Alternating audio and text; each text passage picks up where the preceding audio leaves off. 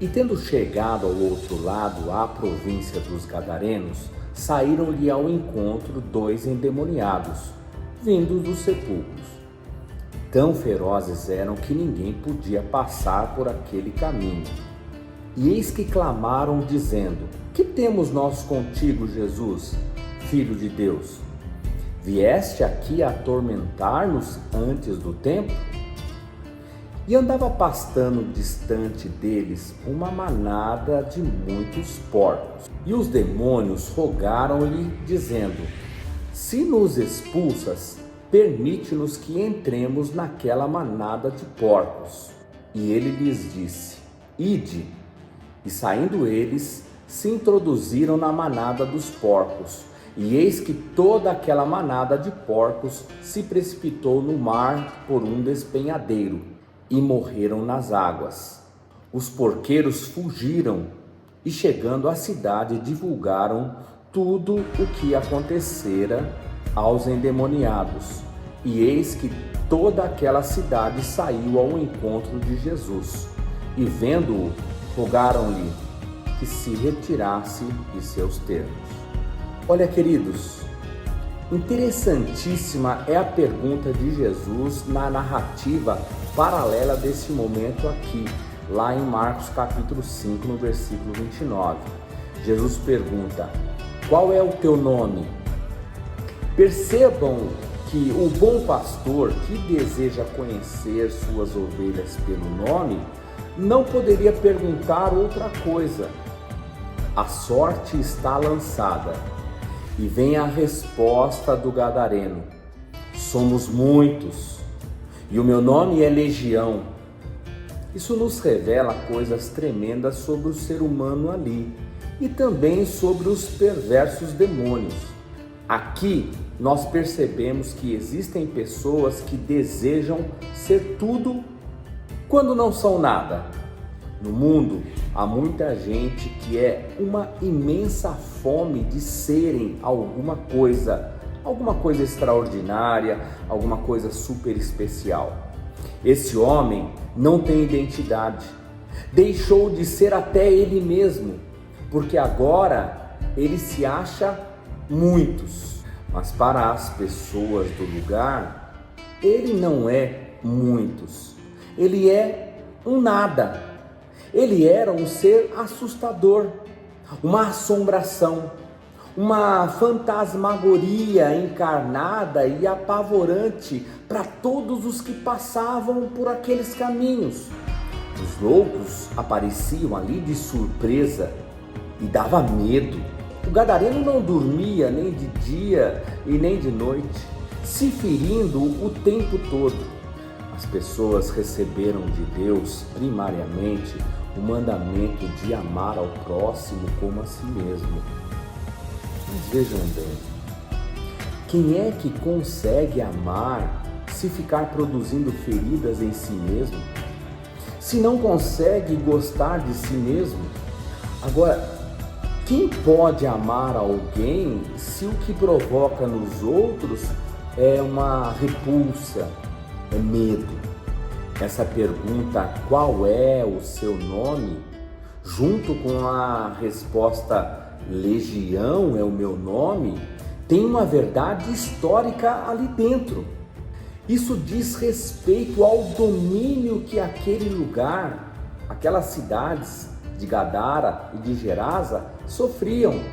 Uma legião romana, uma tropa militar composta de infantaria e cavalaria com 6.000 soldados, mantinha o controle de todo mundo sob força bruta.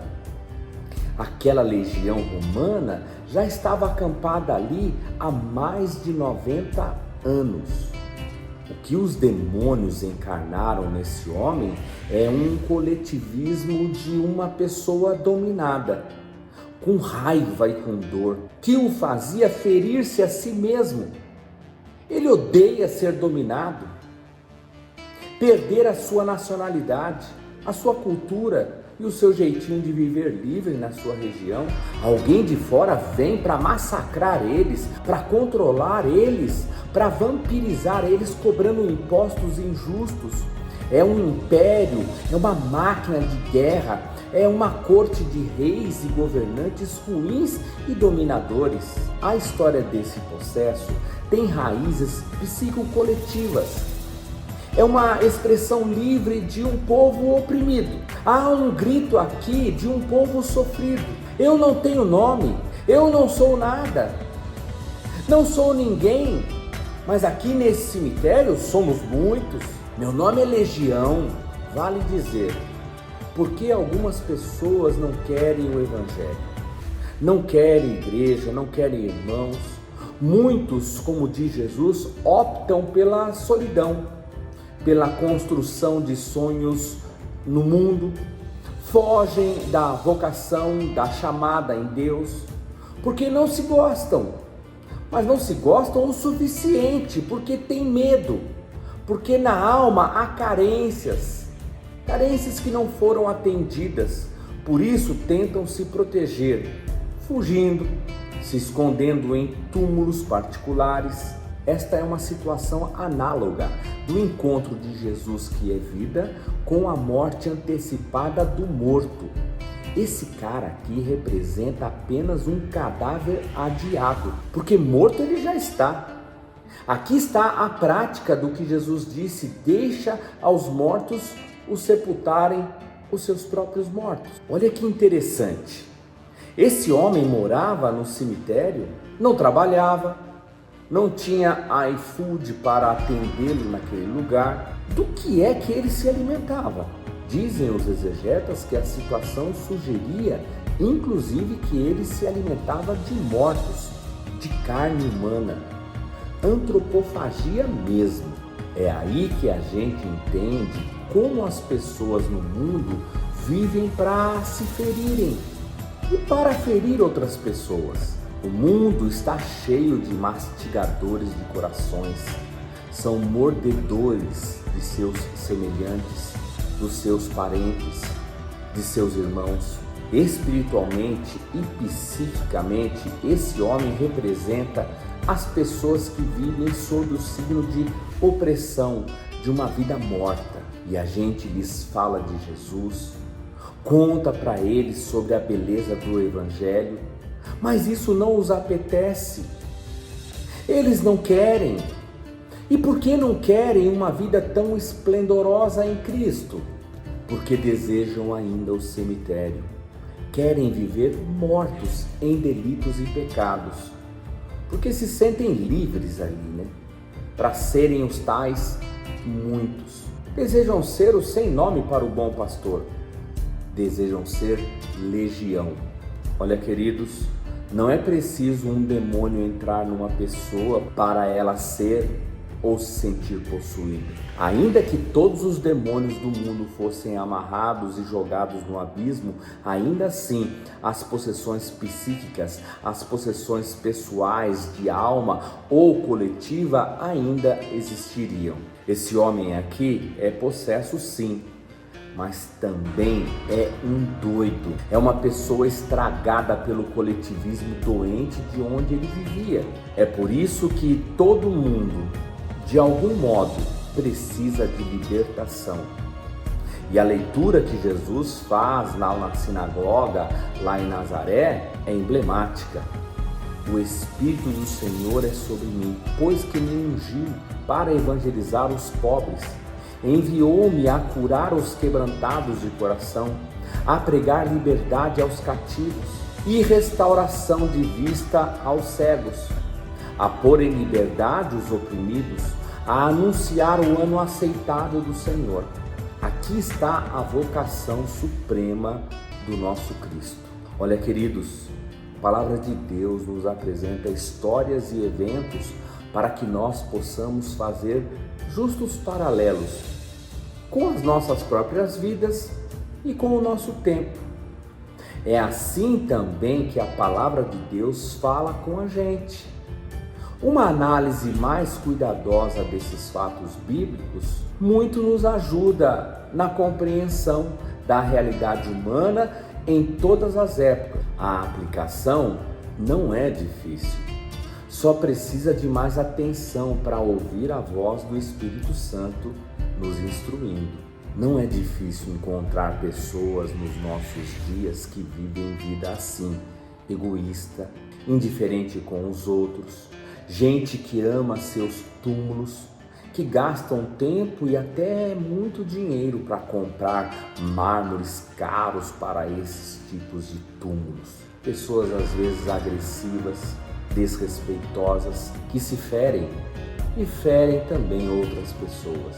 E se a gente perguntar pelo nome, diriam: não interessa, somos muitos, meu nome é Legião.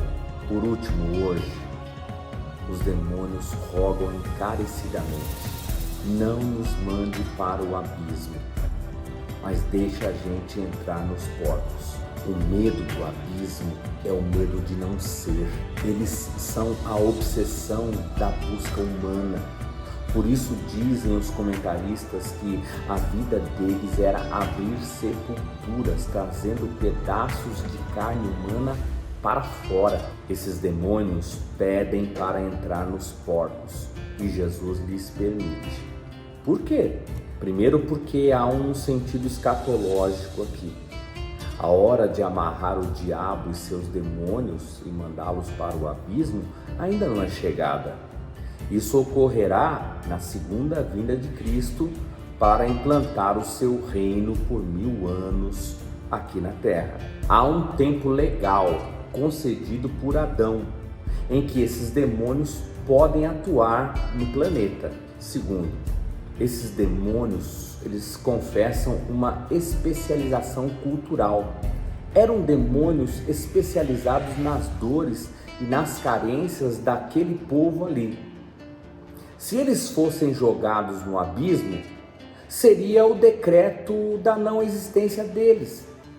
Por isso encontraram novos hospedeiros, que pelo jeito não aceitaram, não suportaram os inquilinos. Os porcos se suicidaram no mar, diferente de tantos homens que recebem demônios de bom grado em suas casas, e até pagando caro para serem oprimidos e usurpados por eles, perdendo a sua identidade, perdendo o seu nome para serem muitos, serem legião. No entanto, sem Cristo, ninguém é coisa alguma. Nós, porém, não somos dos que retrocedem para a perdição. Somos, entretanto, da fé. Somos de Cristo para a conservação da alma. Nós temos um nome. Nosso nome não é Legião. Deus os abençoe.